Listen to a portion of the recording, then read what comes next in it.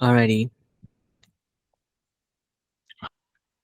please. We'll begin the session with a short 15-minute or so meditation. So we can gently, of course, bring our mind back to ourselves and begin by closing up our eyes.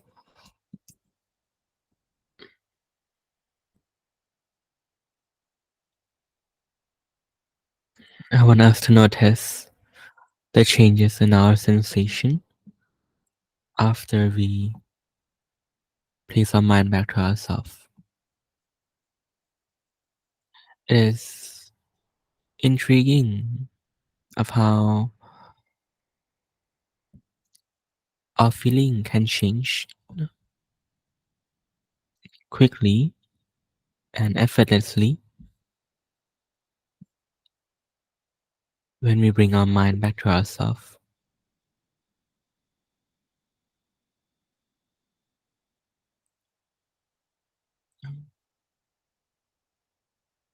Actually, when we order our mind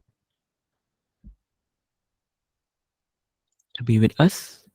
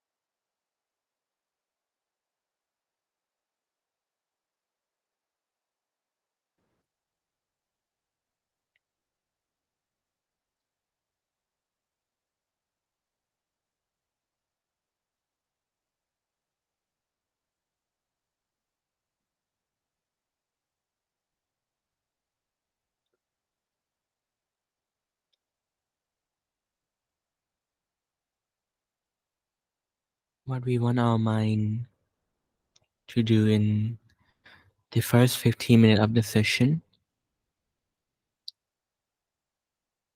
is to prepare ourselves for the next hour of class. We can easily do that by setting our intention to prepare ourselves and proceed by relaxing your body and maintain mindful and aware of the object. Imagine your room clear without any furniture.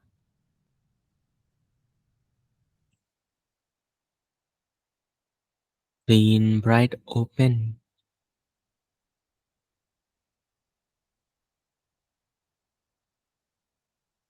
and you see that in front of you there might be a patch of dirt or pollution hindering you from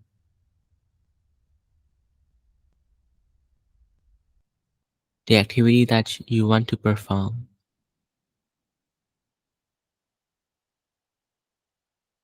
So then you send out a robot that vacuums and clean it up for you naturally by itself. This vacuuming robot will run and operate solely by just you being aware of yourself. Being aware, the mind is able to put up energy or power for the robot to run and clean the room for you. Because we recognize that it isn't our job to clean,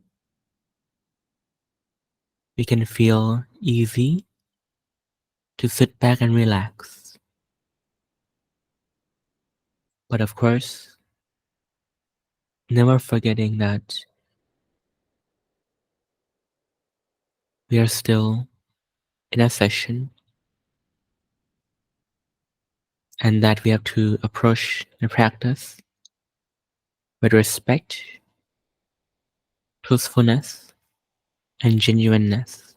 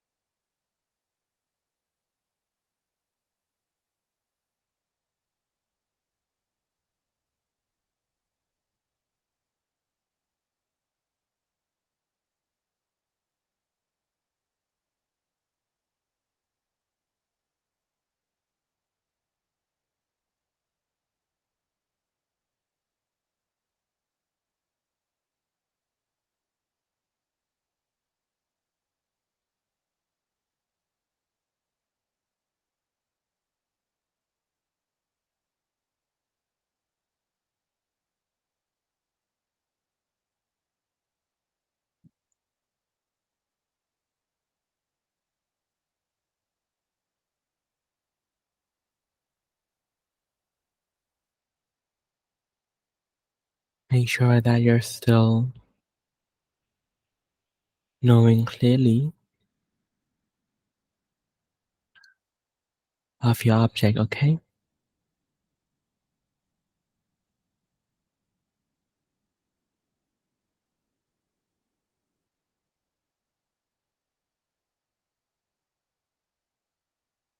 The importance lies upon the space and time we allow our mind to work for us. to clean and to heal us. Everyone needs time to do their thing, to do their job, time and space. And by gently closing our eyes, we are allowing the mind and giving the mind exactly that.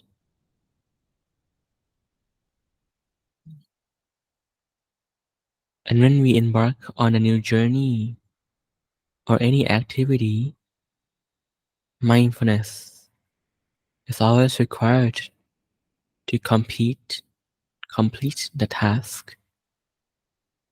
And therefore, when we close our eyes, mindfulness is the utmost importance. And you see good feeling, good experiences was never the point, but rather a fortunate byproduct of being mindful, a product, an outcome of giving the mind that space and time for it to do its thing.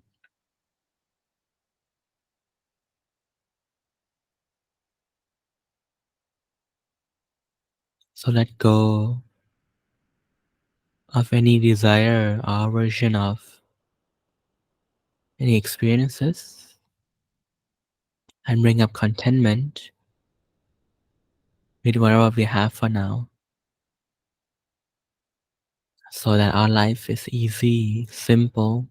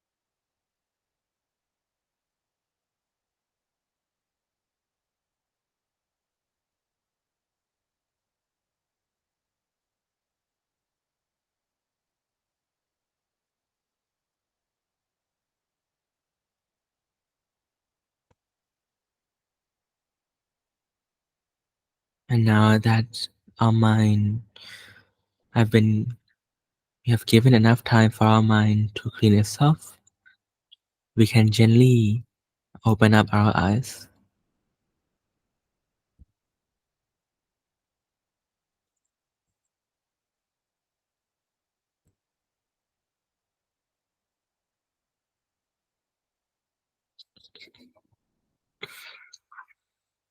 Okay.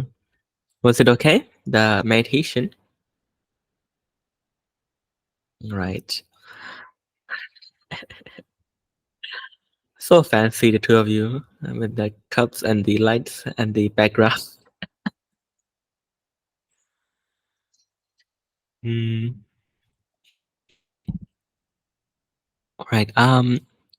Anyone have any question for today? We can have I think so. We have one. I did, but I wanted to wait just in case Karen had any like burning questions or anything like you did. So Arshang, Jimmy, and I were chatting a little bit earlier, and I do like a lot of like different classes and stuff at the minute, some like different courses like philosophy and a course about overthinking and everything. And then Zhang Jimmy was talking about like being able to, when we learn new things or like we use other different tools, like maybe we read a book or like just like different things, like finding different tools. How can we, my question kind of was like, what are the foundations or like principles from Buddhism that we're learning that we can kind of use to not like measure the other teachings, but see if they're kind of like corresponding or like on the same level or like teaching similar things, was my kind of question.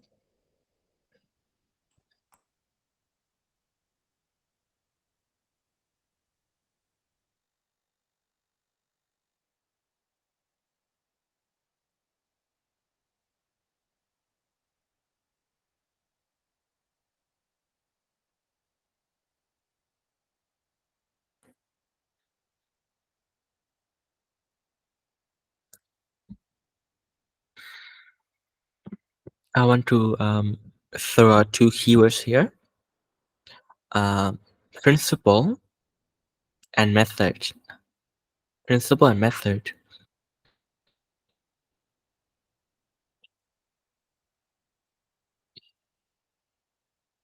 What is the difference, and what comes first? Principle or method? Chicken or the egg?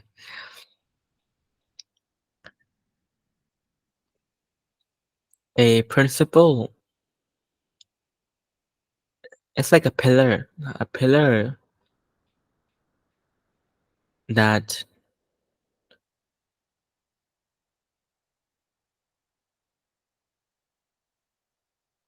acts like a as a principle. Oh, no, that's repeating. Acts like I can't use the word principle to describe principle.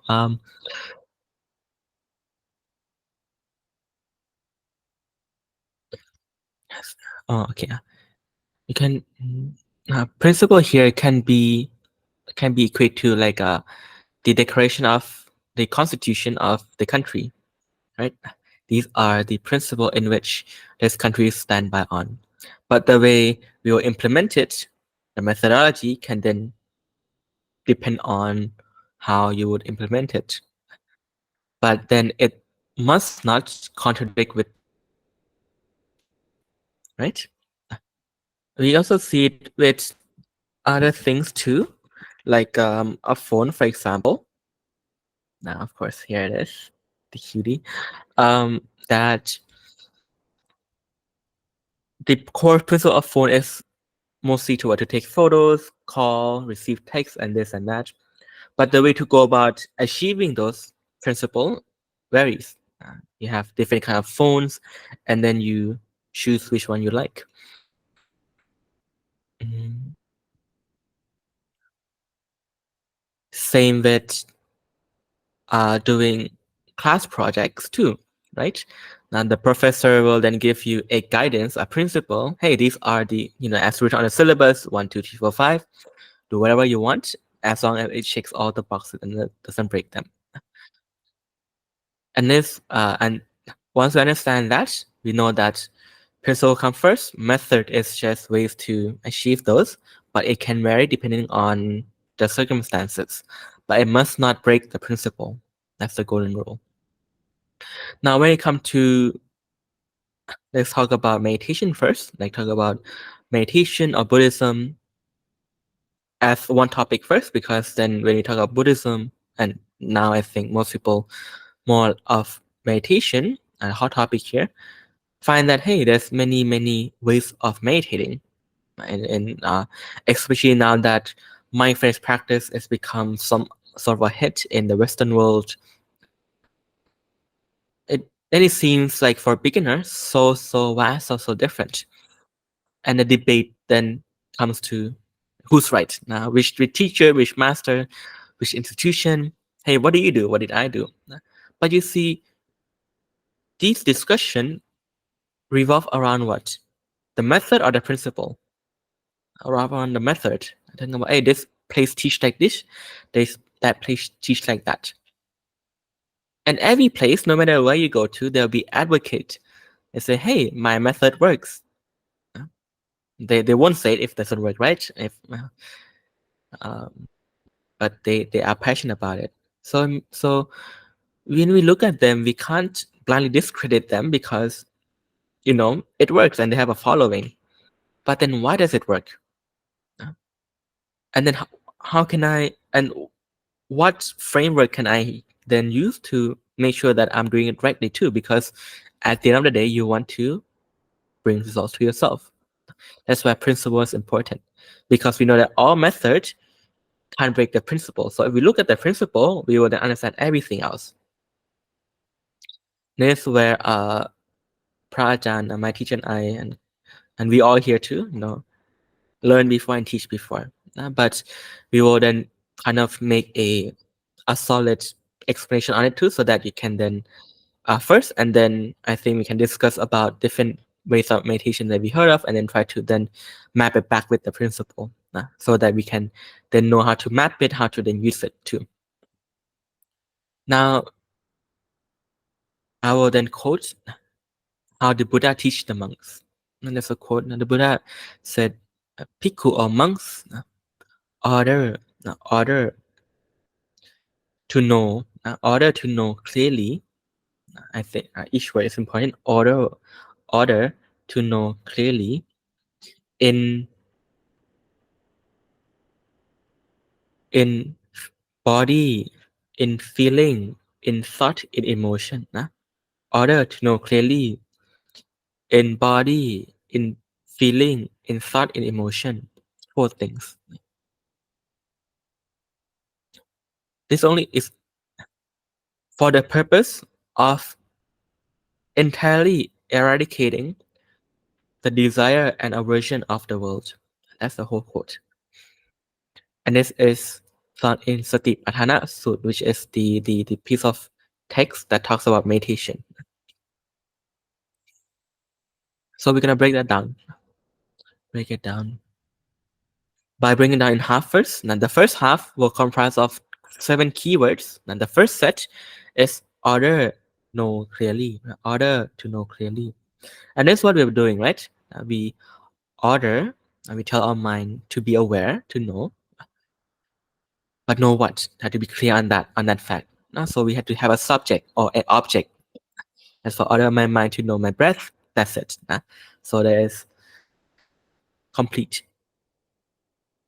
Sorry. Order to know clearly. Order to know clearly means that the object needs to be identified. The third one, clearly, means to be identified. But clearly in what? What do I have to identify about? 4 things, 4 places. First off is your body. Body here means everything regarding your body. Can be your breath, one of the famous meditation method, breath, your heartbeat, your posture, or different variation that is about the body. You can do a spot here or the whole body, or whatever it is variation that I have.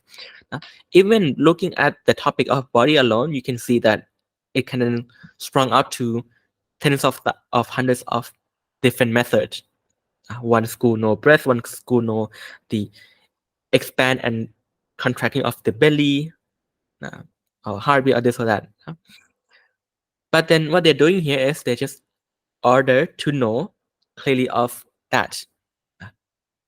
And then when they practice, it works.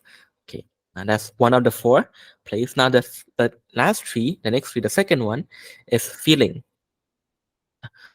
feeling here, I want to make clear because as if you remember this emotion at the end is different. Now a feeling here talks about the instinct.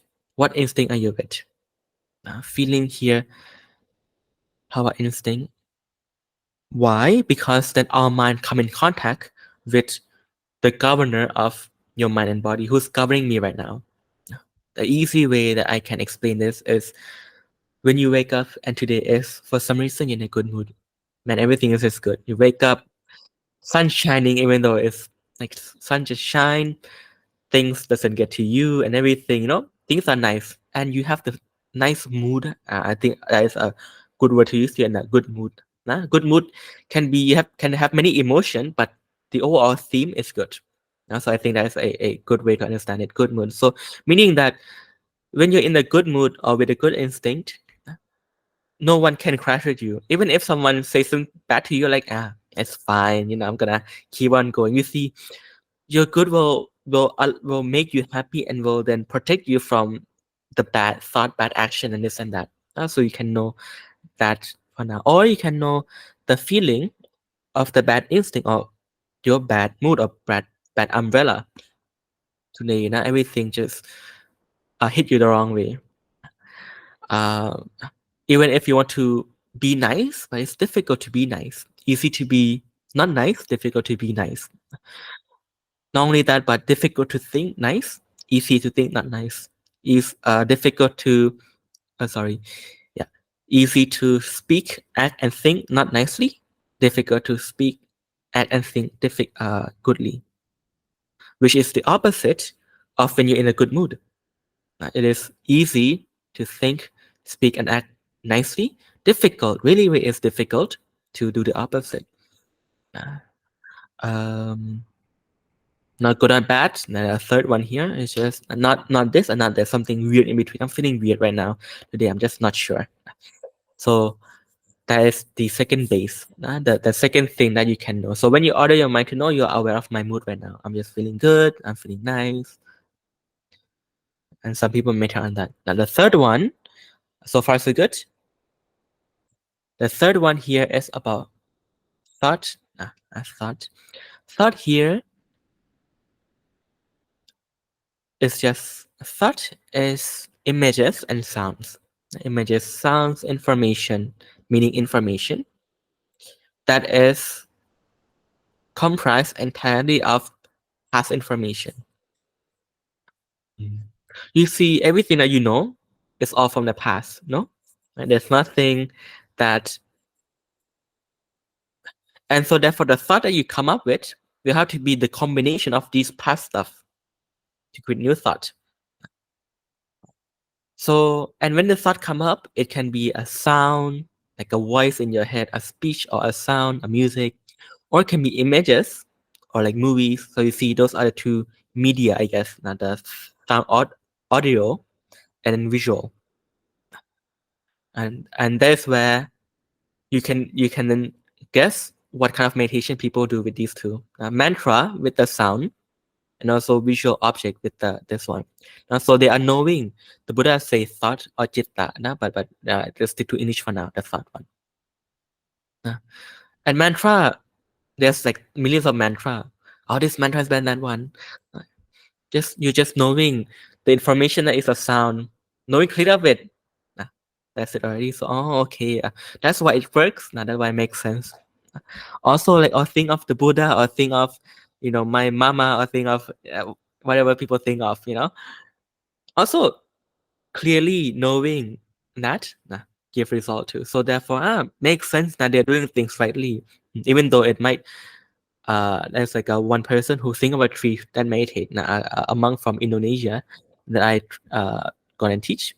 I'm like, okay, this work. It works great because then so principle. The method might be unorthodox or weird, but the principle is set. Then you're good. And lastly, it's about emotion. Here we talk about the different state or name of emotion. I'm feeling happy, which is a different feeling than relax, then enjoy, open, vast, free, liberating, peaceful, calming. Now these are the names one. These are the positive one. The bad one are anger, agitation, discomfort, less anger, greed, delusion, jealousy, tardiness, and all stress, annoyance. And these are different emotions that have its unique feeling. When you're annoyed, you know that you're annoyed. You're not anger, but you're just annoyed. So we know that even though it might sound similar, but when you add it, it's different. And these are the 4 things that Buddha say to order your mind to know clearly of. And this is where it's far out to loving kindness meditation or whatever name emotion meditation, right? Mm.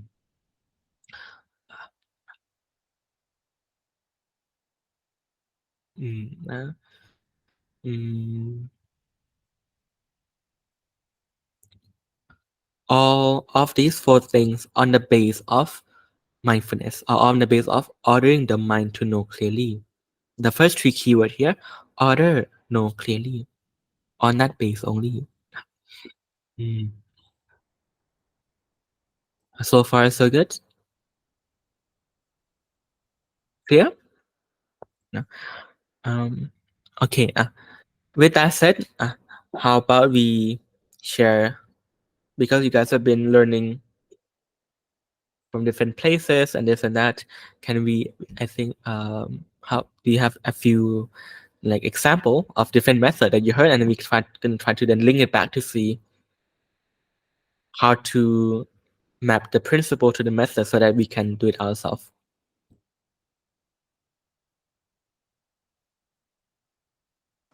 Can I actually ask a question first? Yes. So when the Buddha says to always what is it, like order your mind to know clearly, and it's the 4 things. So it's either body, feeling, thought, or emotion. Does the Buddha mean at like any one time, like this present moment, I should be order my mind to know clearly of all of these at once, or just whatever happens to come up? So you should always be aware of like your body, what your body's doing, always aware of what like instinct you're with, always aware of what thoughts are coming up, and then always aware of emotions that are arising.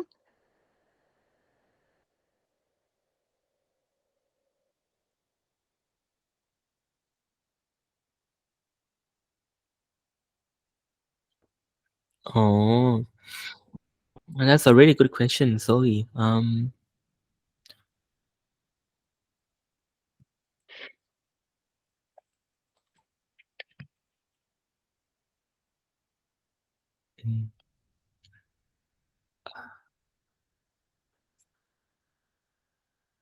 okay.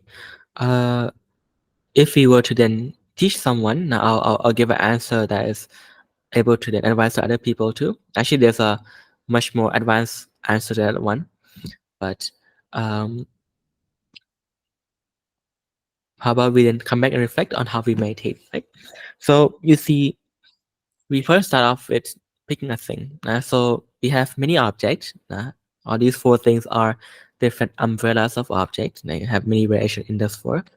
Pick whichever one you feel nice. So when you close our eyes, because there's so many options to pick.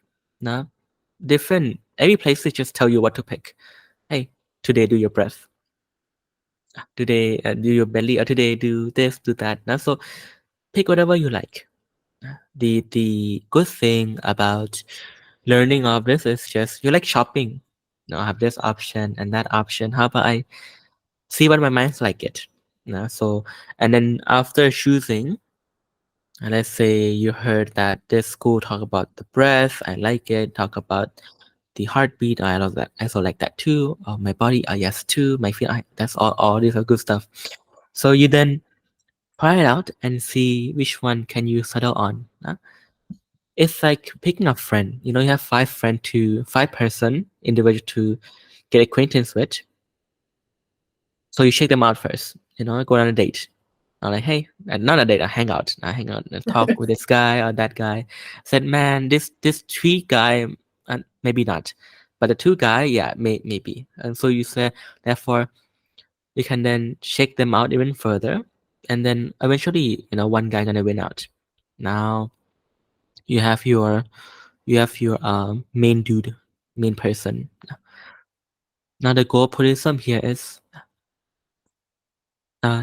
what happened is that naturally, in our life, when to map it to real life experience, we, without us knowing, we build relationships. And the meaningful one requires is the one that the most meaningful one is a kind of relationship that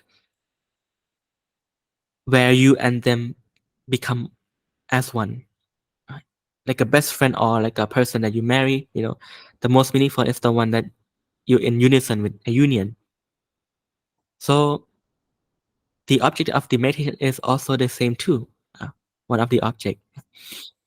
So when we have one, to get to that endpoint of that union, it's not like you can just whip out a ring to then ask them to marry, right? You have to, you know, um, give them time and space and get to know. That's why close and observe them, observe what they're expressing. With my breath, I'm getting to know them. And as you give your attention, you know more. You get to know more of your, let's say, your body. I notice this and that. And as you become aware, you get used to it. Now you get used to calling them up. They might even call you up to, hey, remember, I'm still here. Let's hang out. Now you start to then make appointment in the beginning from stranger to acquaint to then like a friend. And then as you get closer, you become besties, right? And you want to hang out all the time. Of course, every relationship is not perfect. There'll be rocky relationship, right? So sometimes you can't reach them, sometimes they are this and that. But we never abandon. So we say, oh, today, maybe it's difficult to know my breath, but I know that it's difficult. I know that it's difficult, but I'm still giving time and effort to, with my breath, become genuine, that I want to build a relationship. As you become besties, if you like the other person, maybe you put a ring on it, that you become one. This, we have a word in, we have a state in Buddhism called ekakata, or one pointedness. So you become one with the sensation.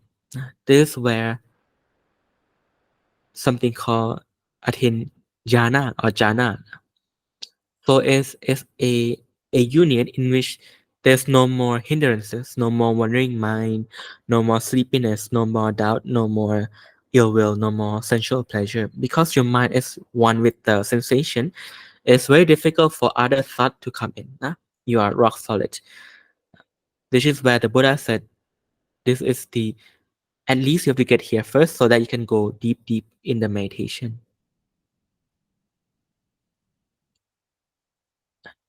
So So, so the answer to your question is so easy. So pick the one that you like. Not you like for now, but because of that very important realization that we want to be one with a object, we have to be genuine to them. Sometimes they don't feel nice, then we know that, oh, we can't perceive them right now. But we're not abandoning them because we are still with them. Just like how, for example, I'm talking to you, Zoe. I see that you have facial feature, the way you move, the way you talk. So I'm knowing Zoe, an object, not object, sorry, a topic, Zoe. But inside this topic, there's her face, her speech, her behavior, different subtopic. So I can pick one too. Also I want to know how her speech is. Then in her speech, I can then see more details of, oh, she sounds like this when she said the word A or B or C. Deeper. So going a layer deeper, a layer deeper, a layer deeper. But I never abandon Zoe. Even if sometimes it's difficult to be aware of Zoe, I know that, oh, it's difficult right now to reach Zoe, but I'm still with Zoe here, right? I haven't jumped ship yet. So this is where when you meditate and it's tough, it's tough. But the moment, but I'm with my object, but it's just tough to be there. That's it. Know the toughness, know the blurriness, know whatever it is that stand between you and the object, if there is. But you are laser focused on that one. Thank you. So it's more you can just pick one. It's not that you have to be knowing them all of the time. Because I think that you can kind of get an awareness anyway. I think maybe when you've been doing it for a while, like if you can be really focused on your object, you can be fairly certain that you're kind of in the good instinct anyway, that that's the feeling. And then sometimes when it's more difficult, you can know, oh, okay, this is the bad, but you don't have to be knowing all of them at once. And then is it the same to outside of meditation, like when we're not specifically meditating, but we are still trying to be mindful throughout the day? Is it just that you try and maybe like pick one where you try to, or just every so often you're like, oh, I should be aware of like what nature is currently running, like what instinct am I with now? Just like those things, try to always know those, but maybe just know one and pick like one that you'd like to try and know every day. Um, the scenario that I brought up of knowing when I'm going through all these steps, that is something called samatha. Now, so when you talk about Buddhist meditation, you may hear, what is samatha? Now, samatha is just concentration on one topic, for the purpose of going deeper to then experience more profound or more refined experiences. And so that's where people feel more and more happy as they meditate, because they inside happiness, they find happiness inside happiness. Inside that, they find happiness inside that happiness, deeper and deeper down. Just like a drill that you drill through, like straight into the core of happiness, not just straight in. When you are really, really used to the object, you can be with the object together with doing other things too. Like I'm so in tune with my body, so I'm always aware of my body when I'm doing name the activity, right? So we want to get there. We want to get there. But of course, when you practice, it's not perfect. So what you want to do is, when you meditate, sit down, it's a special activity that laser focus on getting to know the object. But when you're out and about, gonna have gonna have to hit up your object again. Hey, come back to it. Hey, come back to it. Ring it, ring it, ring it until you make the best use out of it. You ring it so much that there's like a reminder to be with it, be with it, be with it, and you will be so in tune with the object that you are in parallel knowing and doing at the same time. Mm.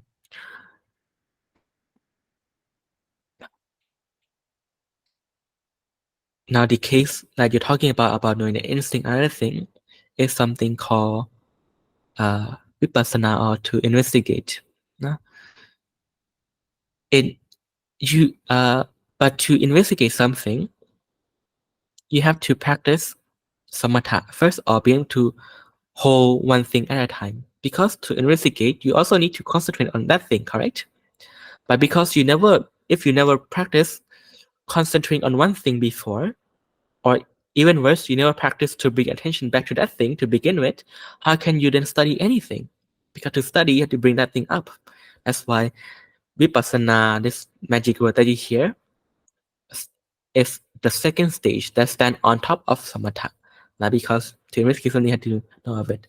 Now, because you know the four places to be aware of, then you can hey, I want to, if to see what is wrong with me right now. Oh, I'm in a bad mood. I'm with a bad instinct, and that's why no wonder why I can't do anything good, because overall it's difficult to do good, easy to do bad, or something like that. Mm. Did I answer your question? And that's why all this here you see, I never talk about feeling good or feeling bad, right? Because I'll talk about the principle, and it's the principle that matters.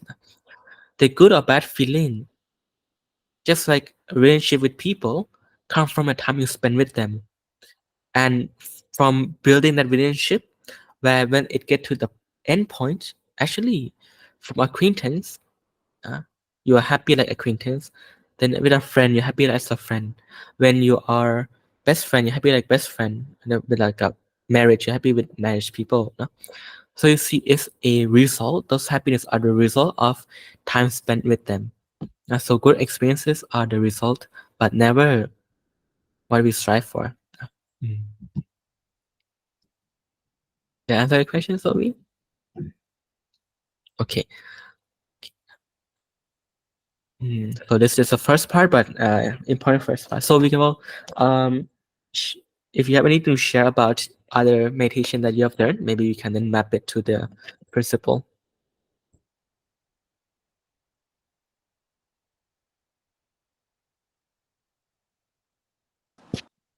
I think I could share like the rain one, which I was kind of sharing with you earlier. So there's uh, a woman from America called Tara Brach. I don't know if you've ever heard of her, Karen. But she basically studied Buddhism for years. She's a PhD in clinical psychology, and she created this sort of meditation called Rain. And our represents recognize. So it's just about when something like a feeling in the body comes up or an emotion. It's about just recognizing that it's there, saying, okay, like, so this is here now. And just kind of recognizing that. And then A is accepting that it's here, not focusing on whether we like it or we don't like it, not saying that like, oh, we love this emotion because it's here, but just accepting that right now in this moment this is here and maybe there's some suffering going on, but this is our reality, so we've got to accept it. And then I is to investigate like, what is this emotion or feeling?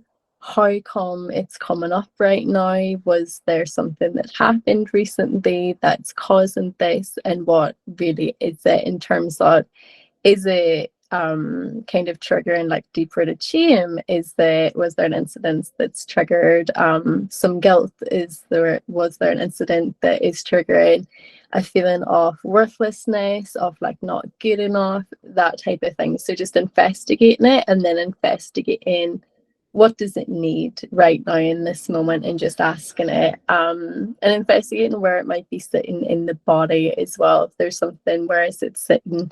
And then N is to nourish what it needed. So when we asked it in the investigation part, hey, like, what did you need? Like sadness or whatever it might be, like, what did you need? Then we nourish it with like what it needed. And maybe it's as simple as just saying, oh, I'm sorry that you're experiencing sadness right now, sadness. Oh, I'm sorry that there's suffering happening for you right now. Oh, I'm sorry that like we're experiencing this. I'm sorry that this is happening. Something like that, or just saying, oh, I'm sorry that there's feelings of worthlessness there.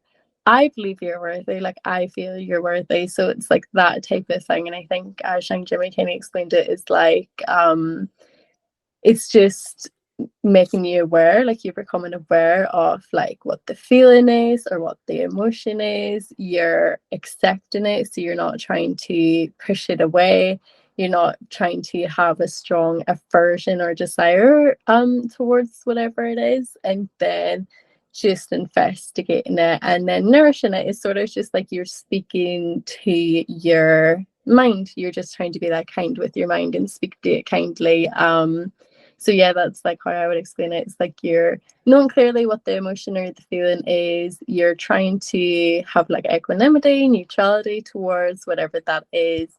And then you're trying to just speak kindly to your mind about it. Is the only one I can think of. The only other ones that I've ever kind of really done would have been so long ago that it was just like random YouTube videos about like letting go and things like that, but I never really understood what they were saying anyway, so I never like went back to them. Or ones from Plum Village, which was really just like focusing on your breath and using your breath. So like breathing in, I know I'm breathing in, or they would say sometimes like breathing in, I'm knowing ease, breathing out, like I'm smiling to this ease, like that kind of thing. So again, that's just being aware of something. And what's it aware of your breath, like your breath is your anchor, and just like smiling towards that. So bringing up that good energy for like that breath.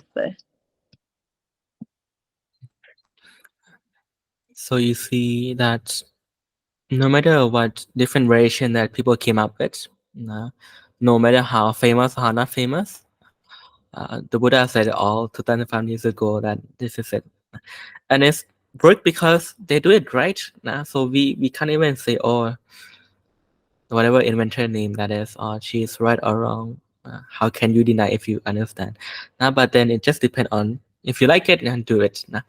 But some people, but then the question for me is, do I want to overcomplicate things or not? Or just I want to know and understand, just do one thing. But really depends on how people like to do. To make it clearer, we can then break it down. Can you explain each step, and then we can go tackle each step so that Karen can then have like or we can have way to analyze it like a format.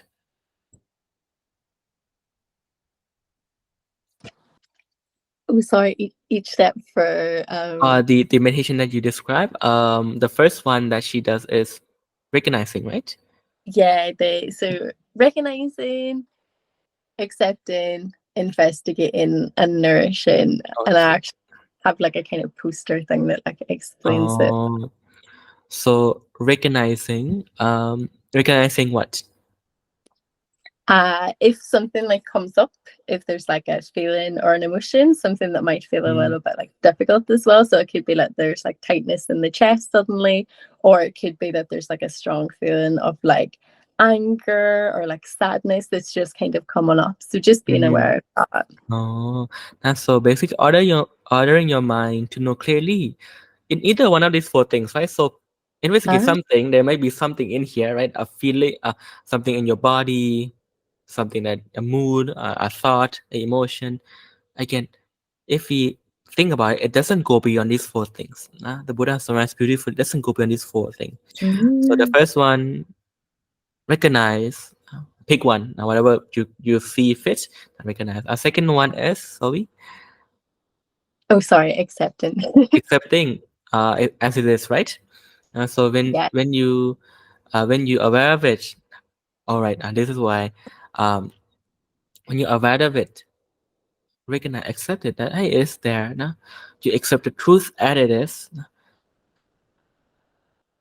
with equanimity. The Buddha, on the second half of the saying, he said, the purpose is to entirely eliminate the desire and aversion of the world. This have a deep meaning, which we'll go to next class. But basically, this is where the birth of equanimity comes in, because the Buddha said eliminate these two things. And the only state that doesn't have these two is what we call equanimity. So therefore, accepting means, it's there, it's fine, I'm content, I'm okay, this. But in one of the four things that they found, nourishing it is what? Going to the thought and just speaking good thought to it. It's okay, it's fine. Positive thought and maybe together with positive emotion still doesn't go beyond one of the four, but always aware of those phenomena, right? Yeah, it's like a weird sunburn, Karen. You have a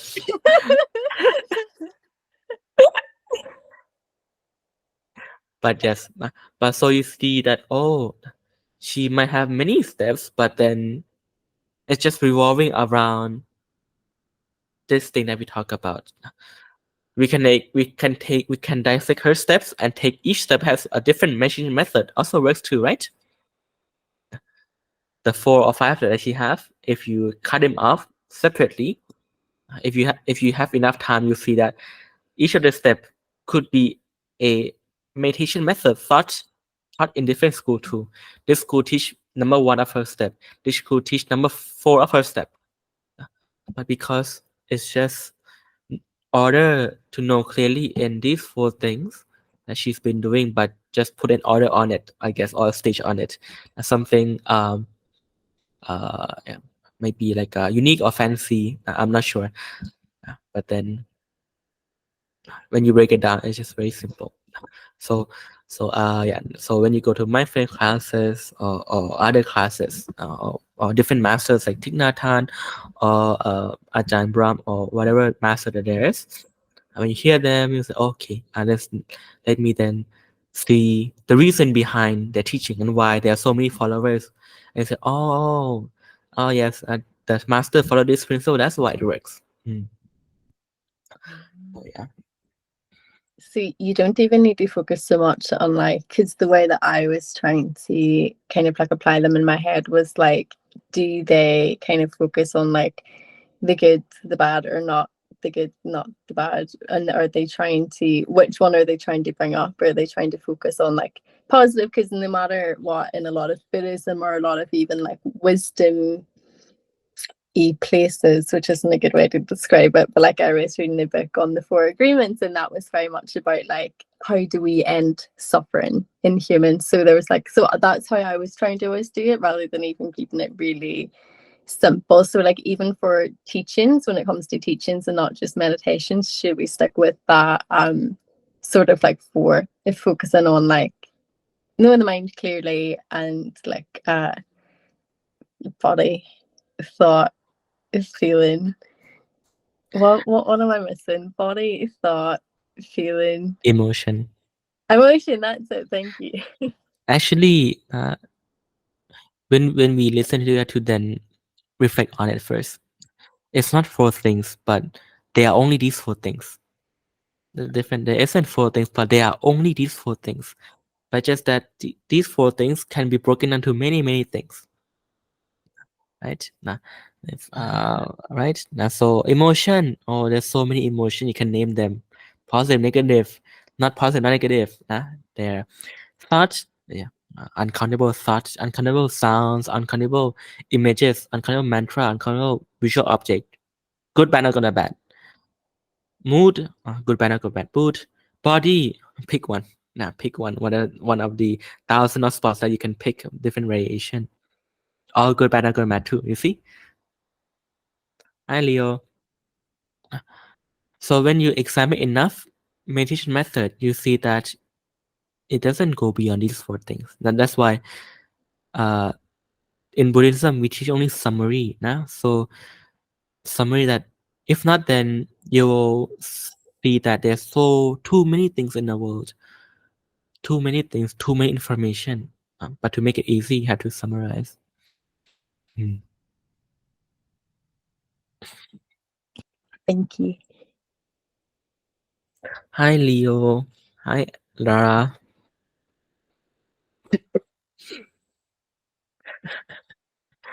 Okay. Any more questions? No, already. All right. You guys doing okay? Lara and Leo? I think Karen has a wee question. Yes, Karen.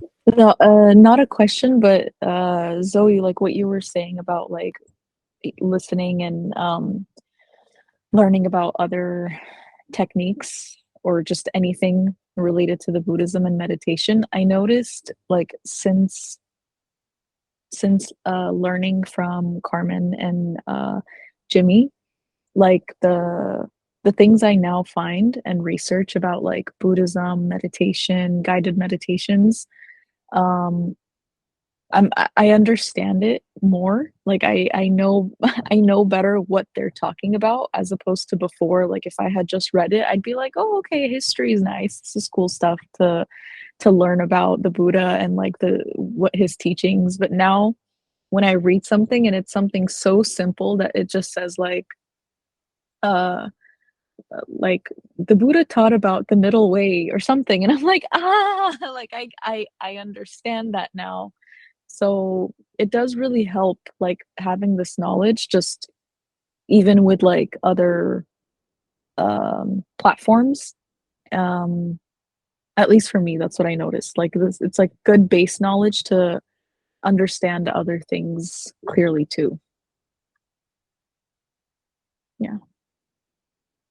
And you're not the only one, Karen. I was because of this, I was able to understand so much of what not only my teacher teach, but the Buddha taught, and also like Long Po and also the masters of the temple.